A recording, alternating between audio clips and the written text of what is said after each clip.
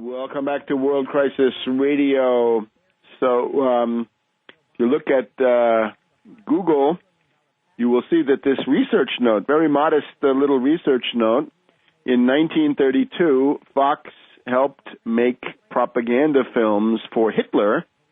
This is now on 93,000 websites. By the time this program is broadcast, it'll probably be over the 100,000 mark. So 100,000 websites. You'd think that this would be a matter of news, right? I've seen people on, they have, CNN has had reporters on there reporting what's going on the Internet, and they say, oh, it's viral, it's gotten 50 or 70,000 hits. Well, we're somewhat beyond that, and we'll be further beyond it. Let me recommend people in the audience, if you want to do something to level the playing field a little bit, you can obviously see that key elements of the ruling class have decided to de-emphasize Obama, maybe to dump him, and to go to play the card of the reactionary Republicans, and unfortunately now the wholly controlled Tea Party dupes and fanatics.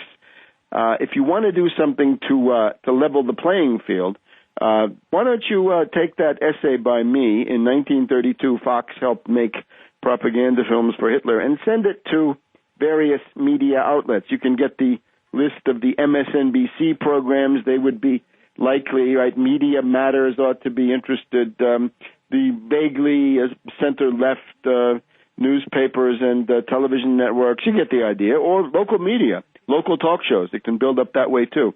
If you have any left-wing, progressive, or even centrist, if there's such a thing, radio in your area or television, send on that interesting piece of research. Fox Movietone News, supported Hitler in 1932. And when Fox News Channel first went on the air, according to my research, they on weekends would fill the time with some vintage newsreels from Fox Movietone News. Fox turned into Wochenschau, and that's what supported Hitler. So to return now to the tale of two cities, the French, I think, have captured the imagination of the American people by the fact that they fight. They don't take it lying down. They don't lie there when somebody kicks them. They get out and fight. And indeed, the whole point of strikes is to shut it down, shut the whole thing down. Yes, shut down the refineries, shut down the airports, show Sarkozy that he cannot get away with this stuff. He is carrying out the interests of the banks. This is a reactionary right-wing policy. He's got a base of support in the fabled French petty bourgeoisie. But there are other people, wage earners, working families, unionists, and so forth, who I believe are the majority and deserve to assert themselves when these rotten political parties can't. So I think Americans generally sympathize with this. They envy it. And well, they might. It's also clear from what I've been able to see that the French population supports the strikes. Sarkozy is desperately unpopular. It's one of the reasons he's talking about the Tobin tax, the Wall Street sales tax or securities transfer tax.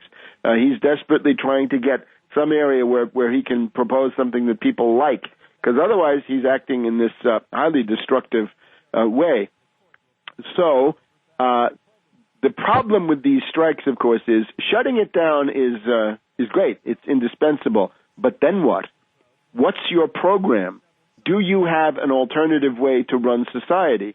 If you go in there with a Tobin tax domestically, if you want to do other reforms, right? Seize the central bank, seize the European Central Bank, or your local central bank, whichever one it is, and use that to issue 0% government-backed credit for infrastructure and for real, tangible, physical manufacturing commodity production, not finance, not speculation, not drug money laundering, then you have tremendous power. The problem is the leaders of the French unions don't have this. And if you notice, the only demand these French unions have made is they want to negotiate about the austerity. They would like to moderate it, make it a little bit milder, ameliorate it, whatever it is. It's a very weak, very timid demand. And Sarkozy obviously wants the clash because he's refusing to negotiate. He says, I won't even talk to you. I have nothing to say to you. So he's goading them and provoking them into doing this, which probably the leaders would rather not do, because the leaders, these bureaucrats, right? Since Germany in the 1930s, we know what social democratic type union leaders are worth, and the answer is, when you get a real crisis, not much.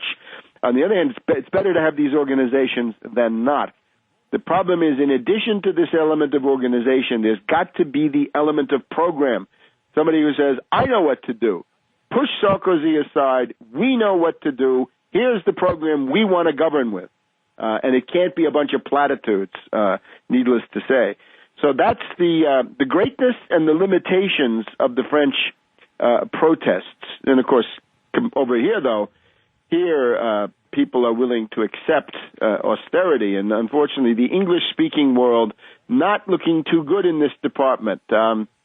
We have the Chancellor of the Exchequer, George Osborne, a bloody Tory, a reactionary Tory in the great tradition of Sir Neville Chamberlain and Margaret Thatcher, Thatcher Milk Snatcher, as she was known. Maggie Thatcher, we're hearing about her, right? She's going to be humanized. I think she's ill in the hospital. This was the woman who decided that giving every school kid 1 pint of milk per day was communism and Bolshevism, and she had to take the milk away from poor school kids. You'll remember that in Wales and northern England, in the mining districts, in the 30s, the 20s and the 30s and the 40s and the 50s, rickets, pellagra, scurvy, and other vitamin deficiency diseases were the order of the day. To counteract this, the best is, of course, the universal protective food, milk. But Thatcher came along and said, no, we're taking away that pint because that's socialism, that's communism, that's the slippery slope, that's the culture of dependency. All this trash rhetoric, lunatic, reactionary rhetoric, self-serving from rich hyenas who purvey this rhetoric. She did the same thing, and she succeeded. She took away the pint of milk. But now the Tories are back. So what's their austerity program? This is an exercise in insanity, but it's also an axis has developed from Governor Christie of New Jersey, the Garden State answer to Hermann Goering, to the Chancellor of the Exchequer, George Osborne. We've now got the Anglo-Saxon austerity axis, and of course the presiding spirit for all this is Heinrich Brüning, the Chancellor of Germany from 1930 to 1932, who used an extreme deflationary policy, an Andrew Mellon policy of liquidating everybody, liquidate bonds, liquidate stocks, liquidate real estate, liquidate the labor, liquidate the farmer, and then you'll have a recovery. Too bad if you die. Something like that going on in London. $125 billion of cuts. We'll detail them in a minute. We'll be right back.